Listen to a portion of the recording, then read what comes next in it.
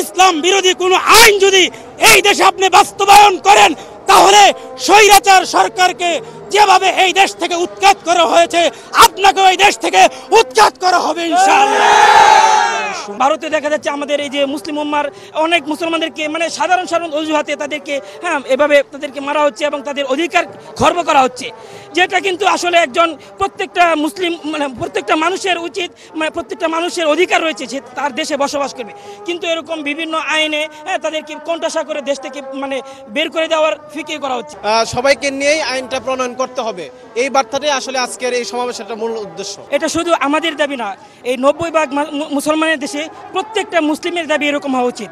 কারণ এখানে ইসলামের বিপরীতে অন ইসলামিক যে কৃষ্টি কালচার সারা বাংলাদেশে চালু করার এই মুক্তময় কয়েকজন মানুষ যে চেষ্টাটা চালিয়ে যাচ্ছে, এটা অবশ্যই মুসলমানের অন্তরের বিরুদ্ধে একটা আঘাত আনছে, যার কারণে লাখো কোটি এই জনতা এখানে এসছে শুধু তাদের এই দাবি জানানোর জন্য।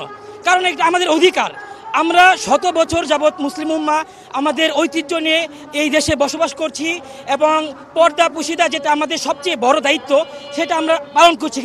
কিন্তু ইদানিংকালে যে নারী কমিশন নামে এই সংস্থা চালু হচ্ছে এবং এটা দেখা যাচ্ছে এমন কিছু পদক্ষেপ নিচ্ছে যেটা আমাদের ইমানের সাথে সাংঘর্ষিক, যেটা পুরো মুসলিম উম্মার ইমানের সাথে সাংঘর্ষিক। তো এটা কখনো মেনে নেওয়া যেতে পারে না। এছাড়া আরও যে 4টা দাবি আছে, তো তার মধ্যে একটা আছে যে শাপলা চত্বরের যেই আমাদের গণহত্যা হয়েছে সেটার বিচার করা দরকার।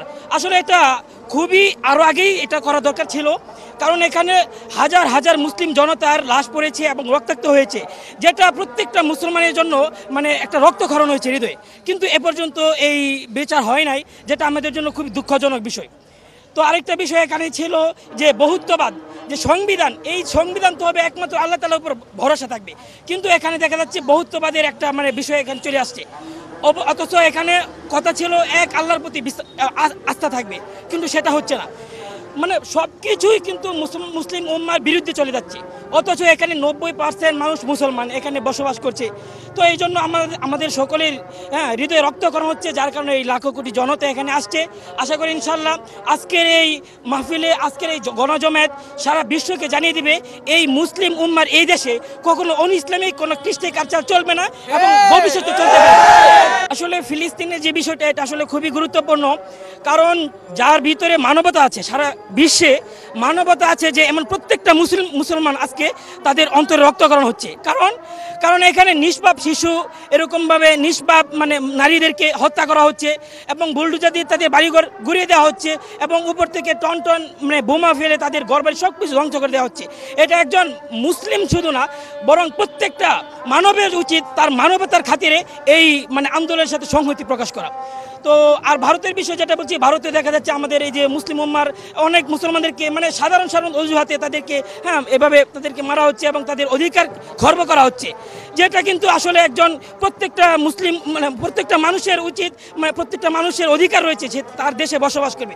কিন্তু এরকম বিভিন্ন আইনে তাদেরকে কোণঠাসা করে দেশ থেকে মানে বের করে দেওয়ার ফিকির করা হচ্ছে, এটা কিন্তু প্রত্যেক মুসলিম উম্মার অন্তরে কিন্তু এটা খুবই মানে কষ্টদায়ক একটা বিষয়। 2013 সালের পর তো সবচেয়ে বড় জমায়েত হলো এই যে আসলে এত নেতাকর্মী, এত মুসল্লি একসাথে হয়ে আসলে কেমন লাগছে এবং আজকের এই মহাসমাবেশের মধ্যে দিয়ে কি বার্তাটি দিতে চাচ্ছেন?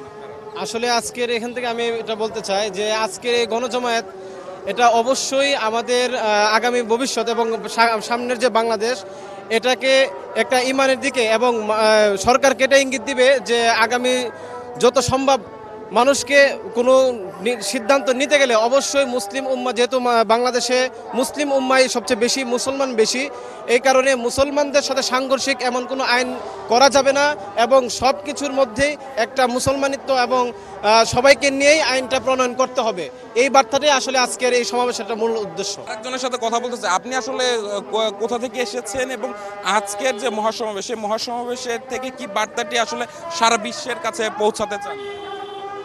আমি কুমিল্লা থেকে এসেছি।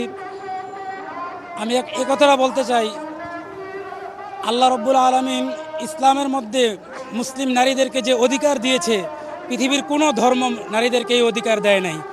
কিন্তু এই নাস্তিক তাসলিমা নাসরিনের ডিম ফুটানো বাচ্চারা এই মুসলিম সরলা সবলা নারীদেরকে রাস্তায় নামানোর জন্য, তাদের ইজ্জতকে হরণ করার জন্য তারা এই পায়তারা চালাচ্ছে।